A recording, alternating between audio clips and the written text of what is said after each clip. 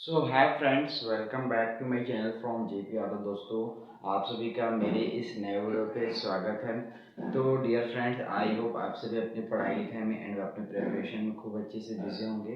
Guys, आज का ये वीडियो आप सभी के लिए काफ़ी ज़्यादा इम्पोर्टेंट है, क्योंकि आज के इस वीडियो में मैं आप सभी के लिए जो परीक्षा की दृष्टिकोण से एनएमएस और एनटीएससी की परीक्षा, उस दृष्टिकोण से जो क्वेश्चंस हैं हिस्ट्री के या जियोग्राफी के या राजनीति की हो, ठीक है, तो इससे इम्पोर्टेंट जो क्वेश्चंस हैं वो क्वेश्चंस का मैं आप सभी को आज प्रैक्टिस कराऊंगा। इसके अलावा हम जानेंगे कि हमको अपना जो एग्ज़ाम हॉल है उसमें सबसे पहले जो सेट का पेपर आएगा उसको हमको किस स्टेप से सॉल्व करना है, ठीक है। तो वो चीज़ें करेंगे। और आज का ये वीडियो काफ़ी इम्पोर्टेंट है जो एनएमएस की प्रिपरेशन कर रहे हैं और एनटीएससी की प्रिपरेशन कर रहे हैं उनके लिए भी, क्योंकि आज के इस वीडियो पे मैं जो क्वेश्चन बताऊंगा वो पूरा हिस्ट्री से रिलेट करके, जियोग्राफी से और राजनीति से रिलेट करके बनाया गया। तो वो काफ़ी इम्पोर्टेंट क्वेश्चन है जो कि एग्ज़ाम में आपको काफ़ी काम आएगा।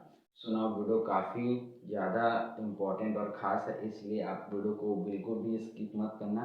वीडियो को पूरा लास्ट तक देखना, सारी चीज़ें क्लियर होंगी।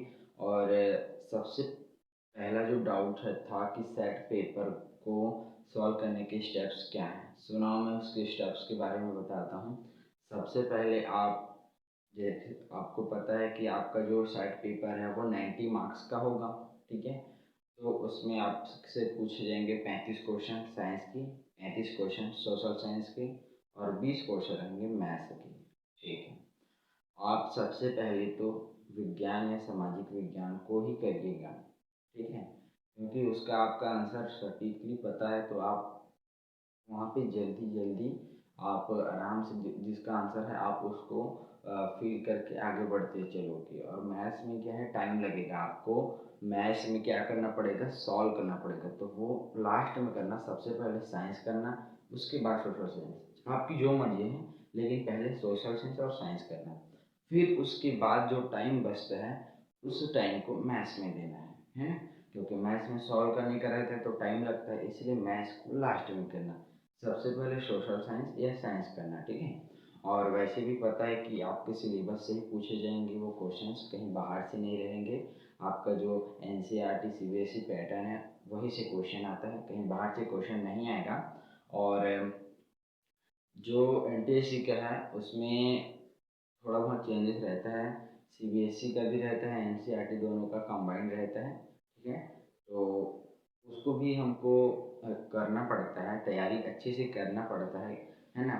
और अब एनिमस एग्ज़ाम की बात करूँ तो वो एग्ज़ाम अभी जस्ट इस मंथ के बाद अगले मंथ में होने वाला है। तो आप सभी लगातार तैयारी करते रहिए और कंसिस्टेंसी हो करके लगातार मेहनत करते रहिएगा, तो आप ज़रूर सेलेक्टेड हो सकते हैं, ठीक है। तो चलिए आज के इस वीडियो को शुरू करते हैं। और जो दोस्त हमारे इस चैनल पर पहली बार आए हैं वो हमारे चैनल को सब्सक्राइब करें। और जो दोस्त एनटीएससी और एनएमएस में सेलेक्टेड होना चाहते हैं एंड ऐसे स्कॉलरशिप जीतना चाहते हैं तो उनके लिए ये चैनल काफ़ी इम्पोर्टेंट है, इसलिए आप इस चैनल को सब्सक्राइब कर साइड में जो घंटी का आइकन आता है उसे प्रेस कर लीजिएगा ताकि आप सभी से ऐसी एक भी वीडियो मिस ना हो। सुनाओ, वीडियो को स्टार्ट करते हैं। चैनल पर पहली बार है तो लाइक शेयर सब्सक्राइब कर देना। सो चलिए वीडियो को शुरू करते हैं और देखते हैं उन इम्पॉर्टेंट क्वेश्चंस को जो आपको एग्ज़ाम में पूछे जा सकते हैं। तो काफ़ी खास वीडियो है, इसलिए स्किप मत करना। और अगर आपको लगता है कि इस वीडियो को मेरे फ्रेंड के साथ शेयर करना चाहिए तो शेयर भी करिएगा। चलिए शुरू करते हैं आज के इस वीडियो को। चलिए दोस्तों, हम आ गए अपने स्क्रीन पे। अब चलिए शुरू करते हैं। सुनाओ, आज की इस वीडियो का फर्स्ट क्वेश्चन है, खट्टी फलों में कौन सा एसिड अम्ल होता है। तो खट्टे फलों में साइट्रिक एसिड, साइट्रिक अम्ल पाया जाता है, ठीक है, साइट्रिक अम्ल पाया जाता है। तो इस तरीके से ये क्वेश्चन है। और खट्टे फलों में बेसिकली जो साइट्रिक अम्ल है वह पाया जाता है, ठीक है।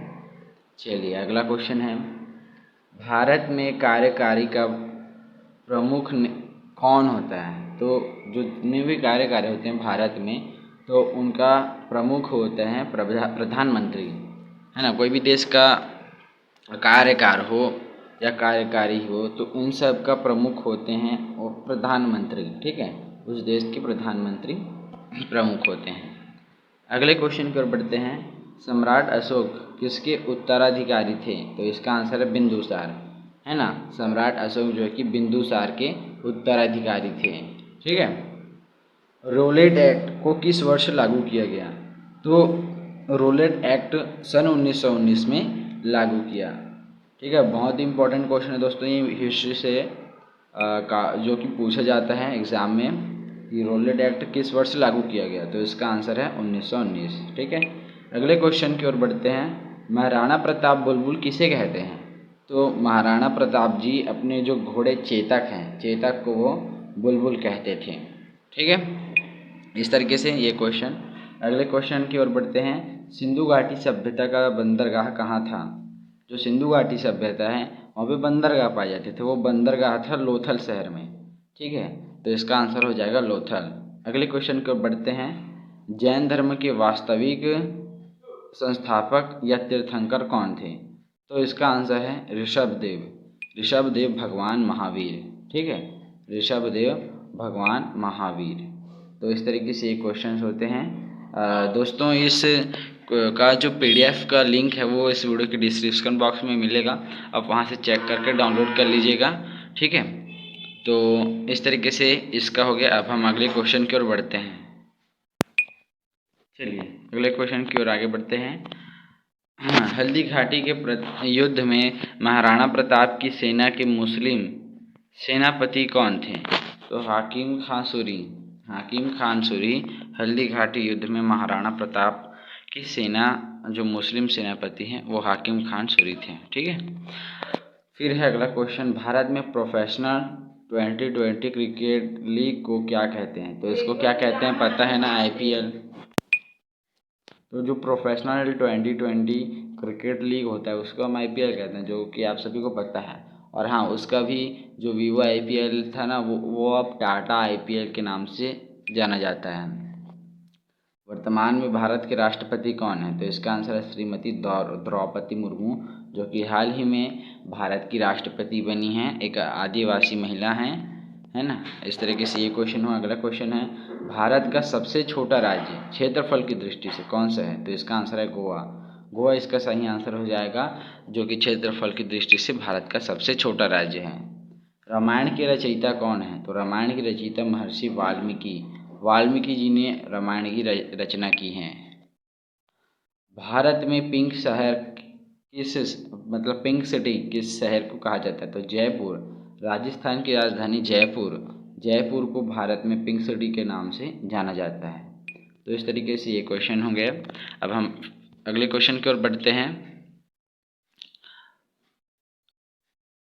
भारत में एक मिनट, अब दिख रहा होगा, ठीक है, अब दिख रहा है।